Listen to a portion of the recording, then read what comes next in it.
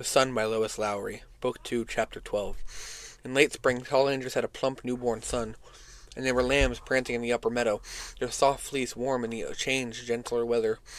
Early wildflowers were in bloom, and lavender butterflies were late with lacy patterned wings darted from one to the next. Bryn's twin boys grinned and showed two teeth apiece. Fishermen folded freshly knotted nets they had mended in the winter, while their wives, beside them at the fire, made the sweaters they would wear on their boats. Even the wind seemed new. It wasn't the same brutal wind that had ripped the roof thatch and swirled the snow. Now it pulled the warm scent of brine-washed urchins, mussels, and kelp from the rocks and carried it gently across the beach and up the hill. It lifted Claire's long curls as she knelt and filled a basket with nettles. The rigid stems and heart-shaped leaves were covered with the stiff hairs that were painful to touch, but she was wearing the special protective gloves Alice had made. The plant would be a valuable pain reliever for old Benedict, who was suffering from gout. "Don't touch," she warned Bethan, who had come with her and wanted to help. "It stings. You gather the elder bark over there. Your mum needs it for your brothers." Bethan peeled bits of the bark and added it to the basket. The twins were fussy from teething. "When I leave you, you'll be in charge of the gathering then. Alice will make gloves for you. You must be careful with the nettles. Bethan hung her head. "Then you can't do it? You've learned so much," Claire reassured her. "I can do it, but I don't want you to leave." "Aw, Betty." Claire hugged the slender girl. "You know why I must go. To find your baby," Bethan sighed. "Yeah, I know." "Not a baby anymore. He's a boy now. But don't go soon to find him. He'll be a man." "I fear for you, Claire." Bethan's voice was low. "Why is that? You know how strong I am. Look." Claire reached up with one arm and grasped the limb of the elder tree. She raised herself until she balanced, unwavering, from one muscled arm. Then, slowly, she lowered herself back to the ground. "Not even your pa can do that, can he?" Bethan smiled. "No, and pa's getting fat, too, Ma says. You mustn't fear for me, then. You can see that I'm strong and swift and smart and sly and—" Bethan giggled.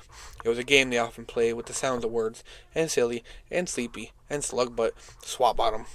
As it always did, their word game dissolved into nonsense, and they laughed as they carried the basket down the hill. Time passed quickly now. The seasons flowed into one another, and Claire was no longer surprised as the changes came. Like the other villagers, she bundled herself against the increasing cold as each winter approached, and welcomed each new spring. The growth of the children made her aware of the time passing. Bethan and her companions were no longer giggling, exuberant children. They were becoming taller, quieter, preparing for womanhood to come.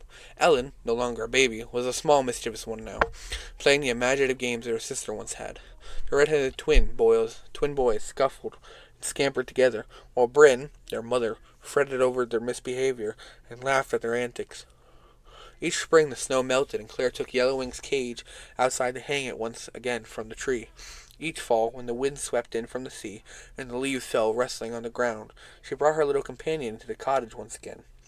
"How long will he live?" she asked Enor one day, when she was feeding the bird. Suddenly she was aware that each life had a beginning and an end. "Birds have a long life. He'll be here to keep Alice company when you be gone." Claire glanced at him. He had not mentioned it in a long time, the fact of her leaving. He tested her strength still, and kept her working at it, but he had not spoken of the climbing out for many months. It had been 6 years now since the day she had been carried in from the sea, and 5 since the morning that Ellen's birth returned the memory of her son to her. Somewhere he would be a half-grown boy, running, shouting, playing. Enar saw her, questioning. "Look." "Soon," he told her. With summer approaching, plants coming into flower, and Alice in need of more help as her strength began to ebb, there was a great deal to do. The daily exercise had been part of Claire's routine. She rose before each day, and lifted sacks, weighted with stones many times with each arm before she put the kettle over the fire. Then, while she waited for the water to boil for tea, she practiced the lifting of her legs, and the raising of her upper body as she lay flat. She could now do these things with great ease. It had made her laugh to remember how difficult they had been when she started. Now she tied heavy rocks to her ankles and wrists, but still performed the familiar motions without effort. She cleaned Yellowwing's cage as she did each morning. It had been raining for some days, but now the rain seemed to have ended. It was a simple, cloudy spring morning. She carried the bird outside and hung it from the willow tree beside the hut. She whistled and chirped back at the bird, who was excited at being outdoors.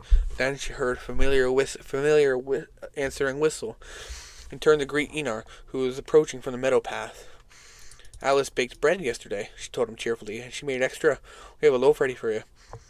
"Look at the sky," Enar said.